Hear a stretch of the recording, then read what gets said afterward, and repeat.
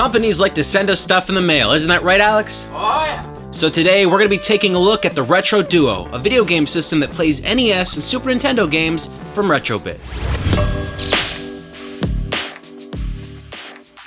So the RetroDuo is a video game system that not only plays the NES and Super Nintendo, but it also plays Sega Genesis games with a special adapter. And this adapter also works for a regular Super Nintendo. The only difference is, it actually doesn't use the AV out within the Super Nintendo. Instead, there's a little piece on the back where you hook it up, and it just kind of bypasses the system altogether. But still, if you combine it with the RetroDuo, you don't need to do the pass-through thing at all. It just goes right through the system. In the box, you get the console, 2 controllers, an AC adapter, some AV cables, and an S-video cable as well, too. But you also get a bunch of stickers. And although I really don't care too much about stickers, these are fairly high quality. I think our cameraman really wants them. Oh yeah! Yes, he does. The RetroDuo is a very small system, and actually pretty light too. And considering that it's running 2 systems at the same time, technically 3 with the RetroGEN adapter, the size of it is just kind of remarkable. We got the black and silver model, but Retrobit sells a whole bunch of different colors of this system. Personally though, this one's my favorite. The system is fairly simple. It's got 2 controller ports, a reset button, and a power switch that toggles between an 8-bit and 16-bit mode. The system outputs a standard definition signal using the AV ports at the back, but it can also output an S-video signal which is slightly sharper than what an AV port would give you. So like we said, the console comes with 2 controllers, and they're both Super Nintendo replica pads. Now they're fine controllers, and there's really not much wrong with them, but we did have one problem with the down arrow on the D-pad on both of the controllers.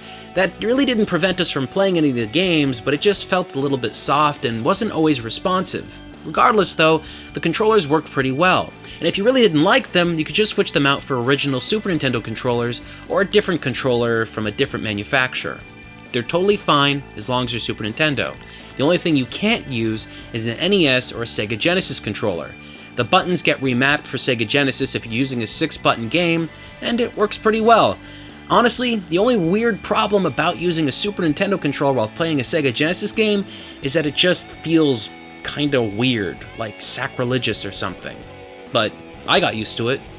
Did you like it? I loved it. So there you go. It still works. It's a bit weird though. We played a bunch of NES games, and every single NES game we tried worked fine, including third-party games that otherwise wouldn't have worked. Then we tried out Super Nintendo, and every single Super Nintendo game we tried also worked.